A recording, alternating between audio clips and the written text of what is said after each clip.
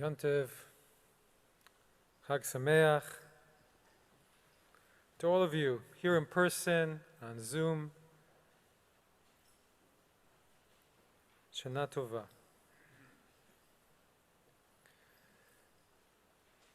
There was a period in my life, in my mid-20s. I was working as a journalist. I was living in Montreal, Canada. Being a journalist was a career that I had wanted to pursue. In my younger years, I loved to write. And I'd already had a successful run as an intern for a major newspaper, and I had all of the trappings of a person my age. I had friendships, a vibrant life, a relationship, the rhythms of daily life. In Montreal, 2 feet of snow, 5 feet of snow, 10 feet of snow, 10 feet of ice. But I started to feel that there was something missing. That this was not enough, not what I really wanted. That somewhere along the way, I'd lost the sense of my higher aspiration. The presence of sanctity in my life. And I'd lost some of my faith in the direction that somewhere deep inside of me I'd always hoped for my life. But what it was all about, but what values would be at the forefront of it, what my friendships would look like, and what I would be spending my days doing. I went through a process. It took a few years determining what direction to express my life in, what it would look like. And those are very challenging but very joyful years. Led me through some unexpected doors. There were changes, there were blessings, a period of contemplation, reflection, where my parents lived at the time in the Pyrenees in southern France. Stint volunteering in Kathmandu for a Jewish organization, Tevel B'Tzedek. A year of study in Jerusalem, the Pardes and Institute. 5 years of rabbinical school, meeting my beautiful wife Rachel, and here I am, Hineni. And it was about finding some kind of aspiration for what my life was about. And it was about, if possible, bringing some type of holiness into my life. And it was about finding a purpose and a meaning. And it was about, in the language of this evening, of Kol Nidre, of rededicating my life, and re-sanctifying my life, beginning anew. And this is Yom Kippur. On our holiest day, why do we begin by bringing all of our Torahs out, dressed in their beautiful white mantles? Why do we invoke the Yeshiva Shel Mala and the Yeshiva Shel Mata, the higher tribunal, the lower tribunal? Why do we wear talit at night? Because this is a yearly moment where we can decide to rededicate our lives, our personal lives, our family lives, our community's lives, the Jewish people, our nation, so in need of it, the world, our planet. Before the august members of our shul holding the Torahs, we cancel all of our vows, our renunciations, our bans, our oaths. Kol Nidre v'sarei, v'charamei, v'konamei, v'chinumei. Our vows shall not be considered vows, our renunciations shall not be considered renunciations, and our promises shall not be called promises. And it's very powerful. Because with all of those held, all of those canceled, in that balance, in that sanctified sacred space of these walls, we start to look again begin to consider, to reshape, and to bring new vitality to old vows and old promises, to find new oaths and new renunciations, to rededicate all of it, to re-sanctify all of it, we retie the knot. So before Yom Kippur, the greeting that we say is Gmar Chatima Tova, right? May you have a good sealing. What are we sealing? What is the day of sealing? We are resealing our lives. Resealing our lives with more purpose. Resealing our lives with more meaning. Resealing our lives with aspiration, with holiness for what lies ahead. As we've discovered over the past few years, we never know what lies ahead. And on this night, our questions are, how do I make my life more sanctified? What can I bring in that was not there before, that will lift me up and inspire me for the year ahead and make me feel I'm living closer to where I need to be? There is a newish member of our congregation who loves music and who made it their lives, and they came very, very close to stardom, real stardom. But they didn't. Life happened, and they had to make a living. So they went into IT, not what they wanted to do. But one day they decided to get back into music, teaching and playing when possible, and their whole life is energized with that decision to live as they want, not as someone else said that they should be living. And re-sanctifying our families. What can we bring to our families, to our children, to our grandchildren that will help us as a unit be everything we know that we can be? So many intentions that we have throughout the years are lost, forgotten, abandoned. What is a simple ritual or moment that we can bring into those relationships to shift the routine into a new direction, to help everyone find their place within the whole? I know a family where one of the children, now a young adult, suffers from autism, and the father, who's an incredibly successful and accomplished and busy person, has a ritual. Every week they live by the ocean, by the Pacific, and every week, without fail, even in the winter time, the Pacific is not a warm ocean, he takes his son out and they spend 45 minutes in the waters together, even when it's freezing cold, to have that time together. Or another family I know where the children are now middle-aged, and for the first time ever, the whole family decided to do joint therapy with a spiritually minded therapist, simply to go back and to try and find that place where the wholeness and the holiness and the unity were eroded. To add a new celebration. We all know those couples who redo their marriage vows after a number of years, 30, 40, 50, and invite all of their friends and mark how life has changed and rededicate their relationship from the new place. Or on this night, we sanctify the lives of our Jewish people in America, who in the past several decades have really been through profound changes in what we look like, who we are, what it means to be a Jew. As this year's Pew Report showcased, right, the last Pew Report sent out waves of fear throughout Jewish institutions. At this point, people know what the Pews are saying. There are even more Jews who are not affiliated, not religious, but spiritual, and they're religious but not spiritual. And everything is changing.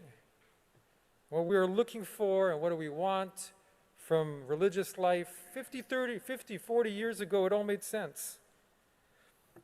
I remember attending a seminar where a rabbi was teaching an incredibly complex and sophisticated method of community organizing, any way to get Jews to walk in through the doors and participate in Jewish life. And I thought it must be simpler than that.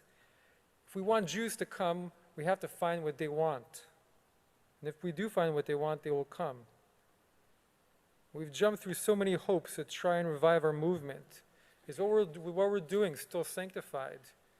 50 years ago, Rabbi Abraham Joshua Heschel said, synagogues are the graveyards of our prayers. Is that still the case? That's why, after the holidays here at Har Zion, we're going to begin a one-year intensive course on prayer. Once a month, I will teach the big ideas of prayer, why pray by yourself or in a minyan, how to deal with ideas we do not connect to. The cantor will speak about how to navigate the liturgies of life cycles of different services. David Schwartz, our Director of Education, will speak about connecting to different prayers within our liturgy. Twice a month, we'll have Prayer Book Hebrew Level 2 that will be taught by one of our members, Courtney Black. Because we would like to ensure that our synagogue is not the graveyard of your prayers. And every Jewish community right now, at this moment in time, is wondering how to rededicate its worship to fit where people are right now, its community, its ways of thinking and transmitting belief, and how we do transform what the Pew said is the strongest part of Jewish identity, cultural identity, Jewish foods, visiting historical sites, even connection to Israel, despite what everybody is saying, is still very, very high. How do we translate that also to deeper meaning and purpose that holds and that vitalizes? How do we believe after the Shoah? What does it mean for us now? And how can we have communities where people spend hours praying but do not believe? It makes little sense. But how can we re-sanctify without going back to God as a godfather, as a grandfather in the sky? In a vastly more interconnected world where we're so much freer than Jews have ever been and so much more respected, although the last few years have been worrying among the nations and people of the world, what does it mean to do what we've always done? And how do we re-sanctify Judaism so it appeals to our children and grandchildren, not out of guilt, but because they truly find that when they come and take part in this life, they gain something, some wisdom, some energy, some vitality. How do we heal from all of our internal divisions? How do we re-sanctify our conservative movement? To address that, we might have to be here all night. Our movement is shrinking. Only 8% of those who are 18 to 29 identify as conservative. 8%. What are we about? What is our purpose? A few years ago, I was at a conference for rabbis where we were being led to create the bumper sticker for the conservative movement. And I thought, before you find the bumper sticker, you have to find out who you are. What is special about us? What elements can bring that new spirit into our movement? One of them, for the past decade, many conservative synagogues have begun experimenting more with music and instruments because it brings life and inspiration. It helps us pray. In the temple in Jerusalem, according to Maimonides and to legend, there were 30,000 Levites and choirs singing nearby the temple. You can imagine what that must have sounded like. How powerful and alive. And it's time for us to tap into that great source of inspiration, using the richness of our traditional liturgies, that endless, bottomless well of beautiful text from all the corners of the world, and the melodies from Morocco to Eastern Europe, Central Asia. We try and give a little taste of this in our musical Friday night Shabbats. And how do we make our own Temple Har Zion community sacred?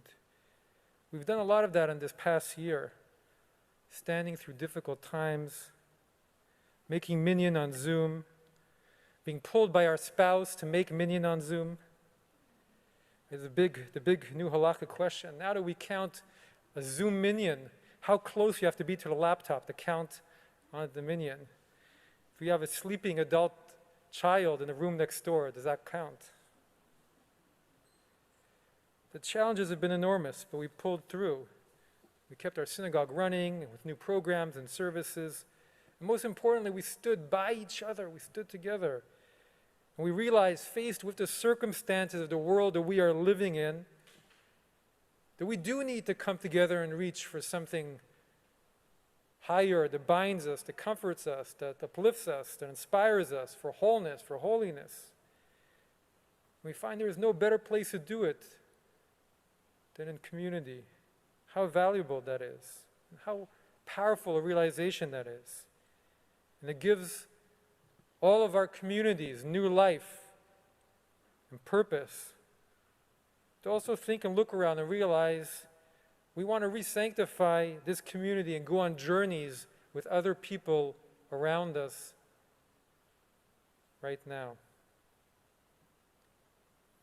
And knowing that all communities have to go through this every now and then, rededicating themselves, what they're about. We're now rebuilding a new website. You have to do that every few years. When it is done, it will be a wonderful vehicle and tool for our congregation to continue to reach out into the wider world. And this is what the Kol Nidre prayer was about. The Kol Nidre prayer that opens up our biggest day of the year. For years, the speculation was that it used to be that it was composed at the time of the Marranos in Spain, those who had been forced to convert after the expulsion and during the Inquisition. And it was composed to annul their vows of conversion so they could pray with the community. Now, scholars no longer believe that, but they do see that it was in that time, in that period, that the Kol Nidre gained in popularity and found its way into the hearts of all Jews. Because every year communities underwent hardship and needed to begin again. And Jews needed their communities to be open to everybody in the community and to be centers of inspiration and of gathering. And so it caught on to do the Kol Nidre, to do this ritual that wipes away the old and begins the new. So that wherever you come from, wherever you're going, whatever oaths you had to take over the past year, you can pray here. As we say, Avaryonim, we are permitted to pray with the transgressors. And there were some rabbis in Europe at the time when the Kol Nidre became popular who even said, those who refuse to pray with known transgressors, their fast is meaningless and does not count. It is only when we re-sanctify as a group with open arms, we invite everybody all together into our space, that we find that we're all looking for acceptance and comfort and consolation and fellowship and joy. Perhaps above all, our nation so desperately needs to re-sanctify and rededicate itself. This whole period has been such a desanctification of America, of one nation, indivisible, with liberty and justice for all, we pledge. We have grown so divided. There's been a desanctification of the ideal that we're all made in the image of God and can see that in each other, and that we can share an understanding that transcends beliefs.